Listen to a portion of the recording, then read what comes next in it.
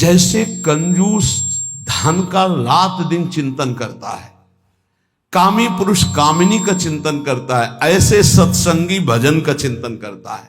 महत्व बुद्धि भजन में पैदा हो जाती है और भजन स्थिति लाता है। श्री चरण दास जी करे, जीवित मरि जाए उलट आप में समाए, कहीं नहीं जाए मन शुद्ध दिलगिरी है।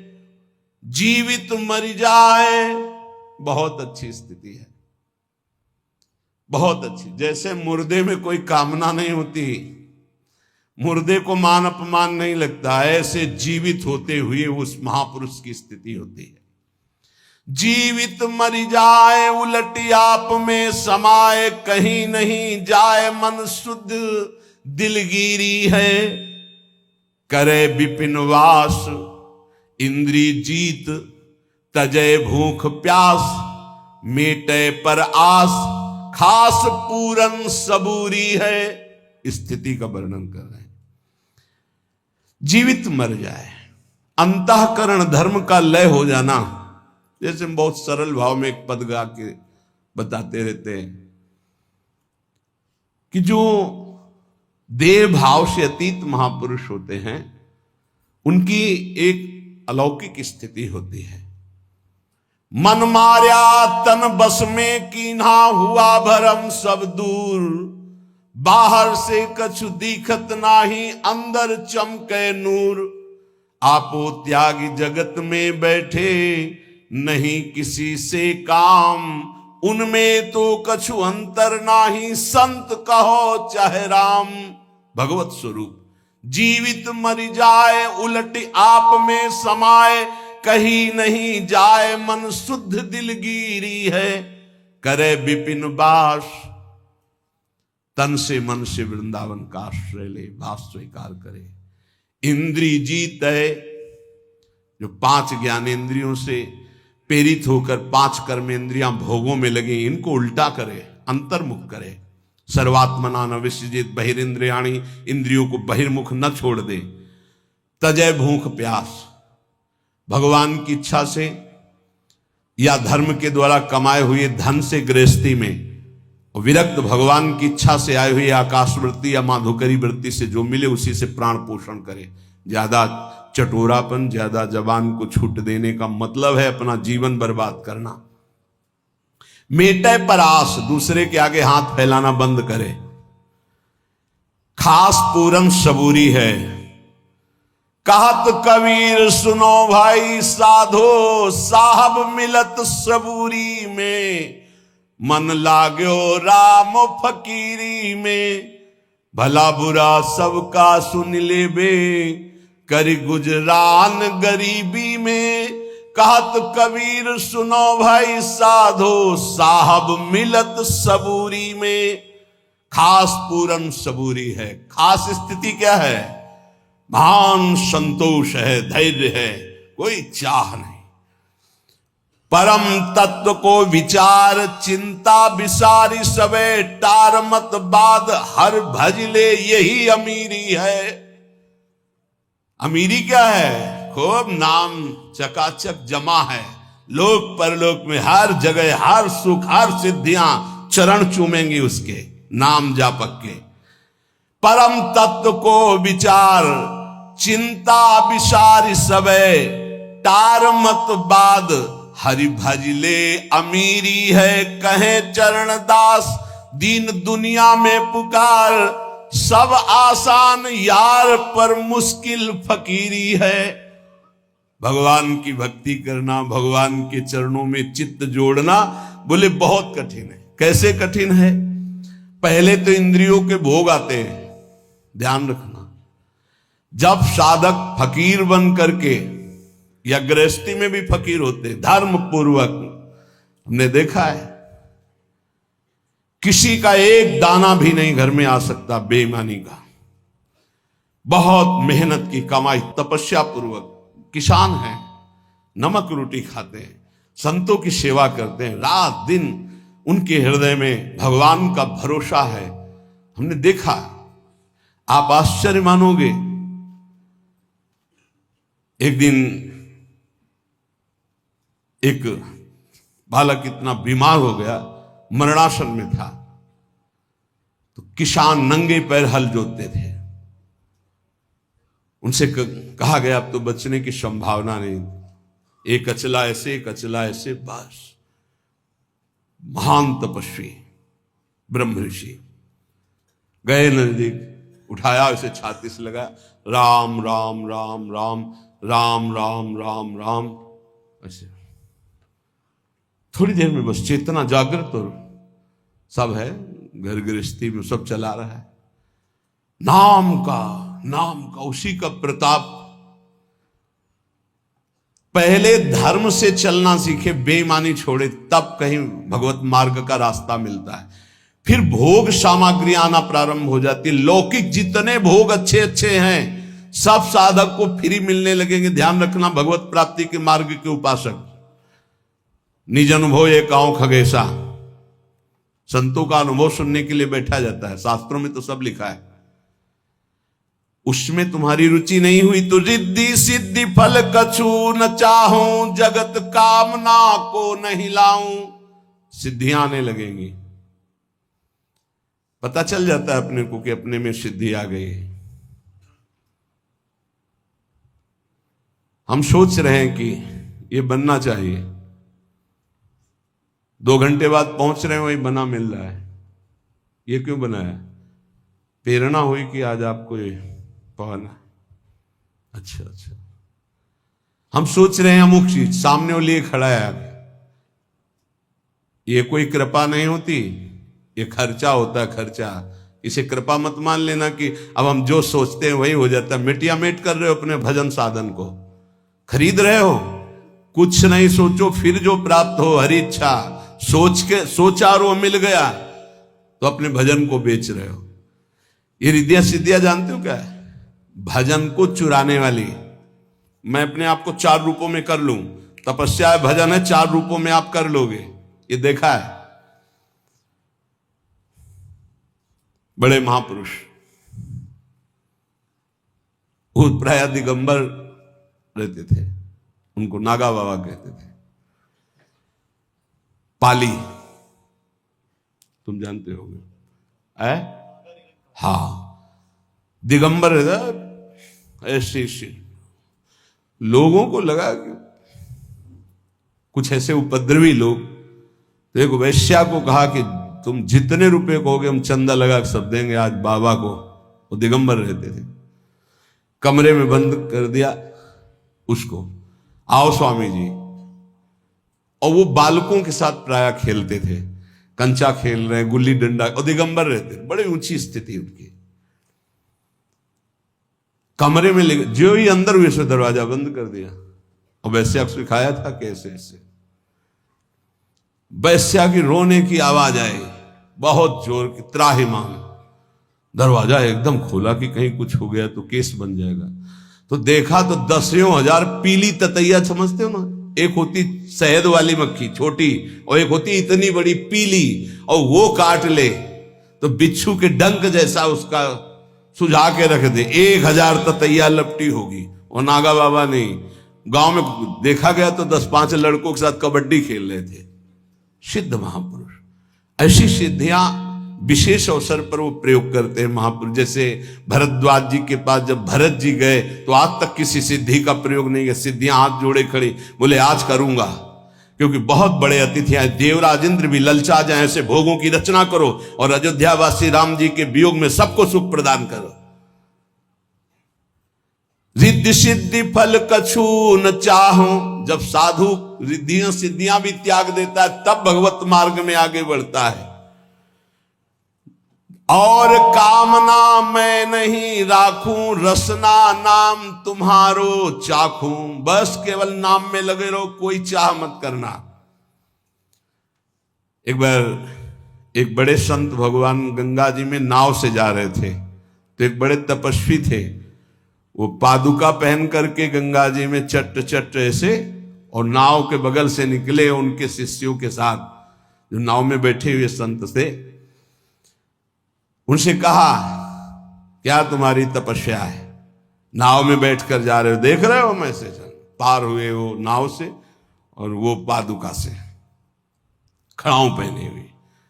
बहुत लोगों ने वाह महात्मा क्या है, और वो बहुत सुलझे हुए महात्मा थे। नीचे उतरे, नाविक से कहा कितने रुपए लगते हैं? बोले 2 रुपए। बोले हम 10 हैं, उसके हिसाब से पकड़ो। हमारे 2 रुपए लगते हैं ना? हाँ। बोले एक आदमी के 2। महात्मा से कहा समझा, जिन भागीरथी को महादेव जी ने अपनी जटाओं पे रखा, उन पे पादुका चल के आए, तेरी सारी तपस्या नष्ट हो गई। 2 रुपए एक में हम पार होकर आए हैं, और तू पूरी तपस्या को नष्ट करके केवल प्रदर्शन दिखा दिया, तेरे पास रह क्या गया? अब उनको होश आया कि अरे, बोले जिन गंगा जी को महादेव जी अपनी जटाओं पर रखते हैं, उन पर पादुका, तपस्या का प्रभाव सब नष्ट हो गया तेरे। 2 रुपए की तेरी तपस्या, क्या किसी भी तरह का प्रदर्शन नहीं तो भगवत प्राप्ति के नजदीक पहुंच जाओगे। और कामना मैं नहीं राखूं, रसना नाम तुम्हारो चाखूं। 84 में बहु दुख पायो, ताते शरण तिहारी आयो। मुक्त होन की मन में आवे, अब आवागमन से जीव डर पावे। प्रभु अब मुझे आवागमन चक्र में नहीं फंसना, 84 लाख योनियों से मुक्त होने के लिए मैं नाम जपते हुए आपकी शरण में आया हूं। उपासक को चाहिए कि ऐसे धनी पुरुषों का संग, ऐसे भगवद विमुखों का संग न करे, जिनके कारण उसके हृदय में कुछ चमत्कार दिखाने की इच्छा जागृत हो जाए। ये संग के कारण आता है, ऐसा ध्यान रखना। हमारे सिद्धांत में, भागवतिक सिद्धांत में, राज पदाधिकारी बनकर के साधु के पास जाने वालों का कभी आदर नहीं हुआ है। वीर शिवाजी भी सब कुछ छोड़ करके, नंगे पैर पाग हटा करके, एक अंगरक्षक भी अंदर नहीं, बाहर केवल 2 अंगरक्षक सादी भेष में, बिना किसी अस्त्र शस्त्र के तुकाराम जी के दर्शन करने जाते। बड़े संतों के पास ऐसे, अगर कहीं राज पदाधिकारी का पदाधिकार का सम्मान किया तो आपका भागवतिक स्थिति नष्ट हो जाएगी, पक्का। आज संत सभा में सम्मान उसी बात का माना जाता है कि कौन अभिनेता आता है और कौन नेता आता है, और सभा की मान्यता होती थी कौन दिगंबर परमहंस आता है, इसकी मान्यता होती थी। आज मान्यता किस बात की हो रही? कौन पदाधिकारी कितना बड़ा आता है तो वो महात्मा उतना ही बड़ा माना जाएगा, ऐसा नहीं। अगर पदाधिकारी के रूप में आकर उसका स्वागत किया गया तो दुर्भाग्य है उस महात्मा को अपनी स्थिति में नहीं टिक सकता। पूज्य प्रातः स्मरणी परम मंगल में महाप्रभु चैतन्य देव, सार्वभौम भट्टाचार्य का नाम सुना है, अभी प्रसंगों में आया है। ये बहुत बड़े विद्वान महान भगवत भक्त थे। तो इनके परिचय में थे कटकाधिपति महाराज प्रताप रुद्रदेव जी। जब महाप्रभु चैतन्य देव का महायश सुना, धर्मात्मा थे, विद्या में बड़े प्रवीण थे, शास्त्रों का ज्ञान था और संतों पर बड़ी श्रद्धा थी, पर राज दरबार में संतावें तब श्रद्धा थी उनकी। वो सिंहासन पर बैठे हैं, आदर करेंगे, राज दरबार में बैठो, जो लेना है लो और अपनी महिमा, जो जिस विद्या में प्रवीण हो वो दिखाओ। छोटे छोटे हजारों राजा इनके अधीन थे प्रताप रुद्र जी के। तो अब थे तो संसार के विषय के ही। अब ज्यों ज्यों महाप्रभु चैतन्य देव की महिमा सुनते त्यों त्यों इनके हृदय में बात आती कि एक बार चैतन्य देव सभा में पधारे। लेकिन जब तक विषय भोगों की कामना रहती, विषय भोगों का मद रहता है, तब तक संतों का सानिध्य नहीं मिलता। सानिध्य का तात्पर्य होता है प्रणिपातेन, दैन्य होकर उनके चरणों में बैठो, जाकर अपने पद को भुला के तो कुछ लाभ ले पाओगे। अगर पद के द्वारा, यहां परिचय इसी बात का दिया जाता है, हम नहीं पूछ रहे किसी से, वो अपने आप आके अमुक अमुक अमुक अमुक, अच्छा तो स्वागत है आपका, बस पद का सम्मान करवा रहे हो, कुछ ले पाओगे क्या? क्या जरूरी है बताना तुम्हें तुम कौन हो? तुम हमारे प्राण प्रिय, हमारी आत्मा हो, बैठो और सत्संग सुनो और चले जाओ। परिचय बताने की क्या जरूरत है? लेकिन परिचय से सम्मान प्राप्त करना तो वही प्राप्त कर लो, चले जाओ। नहीं मिलेगा, कुछ अध्यात्म नहीं ले पाओगे। साधु चरणों में ज्यों ज्यों प्रीति बढ़े त्यों त्यों अभिमान छोड़ करके, बड़प्पन का पद का छोड़ करके साधारण भाव से जाना तो कुछ प्राप्त कर लोगे, नहीं कुछ नहीं प्राप्त होने वाला। अब महाराज की सभा में तो बड़े बड़े विद्वान और संत जन आकर आशीर्वाद देते, दरबार में आते तो उनकी सारी व्यवस्था करते। कटकाधिपति प्रताप रुद्र जी, बहुत सुंदर प्रसंग है समझने का। उनकी इच्छा थी कि महाप्रभु चैतन्य देव सभा में आए और दर्शन और कीर्तन और हम उनकी सेवा करें। महाप्रभु को स्वादिष्ट पदार्थ से तो मतलब नहीं था, किसी भेंट पूजा से मतलब नहीं था, वाहवाही से मतलब नहीं था, तो राज दरबार क्यों जाए? इन्हीं तीन बातों के लिए जाया जाता है, स्वादन, असरफी, रुपया पैसा और जय जय। महाराज ने उठकर स्वागत किया। चाहे जितना बड़ा संत बैठा हो, ये नहीं सोचा जाएगा कि उनकी सभा में संत थे और एक संसार का नामी, बस उसी पर सबकी दृष्टि रहेगी, वो बैठा है सब पर उसका रंग चढ़ा। महात्मा 10 बैठे, एक का भी रंग नहीं, ऐसा संसार है। महाप्रभु तो परम वीतराग पर भगवत अनुरागी। शास्त्रों में वर्णन किया गया है राजपदाधिकारी का दर्शन निषेध। ये लगना चाहिए उनको कि हमारा दुर्भाग्य है अगर हम अपने पद का धर्म पूर्वक पालन करते हुए दैन्य होकर संत के पास जाए तो सौभाग्य। फिर वो पदाधिकारी नहीं, वो भक्त है। और पदाधिकारी की ठसक में जाए तो फिर दोनों प्रकार के देखें। बड़े अधिकारी 10 गाड़ियां बाहर खड़ी, पहले आके प्रार्थना की कि महाराज के सामने हमारा नाम, हमारा पद, हमारी प्रतिष्ठा नहीं कहोगे। जन साधारण की तरह चुपचाप बैठे, प्रणाम किया, सब चले गए। बहुत अच्छा लगा। अब एक आते हैं सब पूरा पहले पोजीशन, फिर खड़े हो, पहले उनके सब हमू का अच्छा, फिर वो आते हैं तो बैठना तो जमीने में पड़ेगा ना। वो इंतजार करते हैं कि शायद सोफा लग जाए। अब वो क्या प्राप्त कर पाएंगे? क्या प्राप्त, किस बात का अभिमान है? इसीलिए पदाधिकारी का दर्शन भी निषेध बताया गया है बैरागी को, भगवत प्राप्ति के मार्ग में चलने वाले उपासक को। हां, यदि वो भक्ति भाव से, दैन्यता से आता है तो उसका वो फिर पदाधिकारी नहीं, वो भक्त बन करके आता है। कोई राजपद की स्थिति में या राजा के भाव में आए तो त्यागी, वैरागी, अनुरागी को कभी भी उससे संभाषण और दर्शन नहीं करना चाहिए। महाराज कटकाधिपति को क्या पता, उनको तो था ऐसे ही संत महात्मा होते हैं, आए, भेंट पूजा दी, हो गाए बजाए चले गए। तो वही सोच रहे थे कि महाप्रभु चैतन्य देव आए, नृत्य करें, हरि बोल कृष्ण, और जो फिर सुविधा और सेवा। अभी तक उनको सच्चे जौहरी का परिचय ही नहीं था। सार्वभौम भट्टाचार्य को पत्र दिया कटकाधिपति ने कि चैतन्य महाप्रभु को कहो कि आए और सभा में कीर्तन करें और दर्शन दें आकर। अब महाराज का आदेश, कटकाधिपति जगन्नाथपुरी के वो राजा हैं। भट्टाचार्य जी डरते हुए चैतन्य महाप्रभु के पास गए, बोले प्रभु एक निवेदन करना चाहता हूं, आज्ञा हो और अभयदान हो तो प्रार्थना करें। प्रभु ने हंसते हुए कहा कैसी भूली सी बातें कर रहे हो, अभयदान? आप तो अपने पार्षद हो, किस बात से? हमें तो लगता है आज तक आपने जो भी कहा मेरे हित के लिए कहा है, मेरा हित होगा, बोलिए आप। भट्टाचार्य ने कहा प्रभु आपको मेरी प्रार्थना स्वीकार करनी पड़ेगी। प्रभु ने कहा वाह, ये कोई रीति है? वचनबद्ध पहले से करा लेते हो और फिर कहते हो कि प्रार्थना नहीं। भाई, मानने योग्य होगी तो मानूंगा, नहीं तो ना कर दूंगा। और फिर आप ना करने वाली बात कहोगे ही क्योंकि इतने बड़े विद्वान और भक्त हो।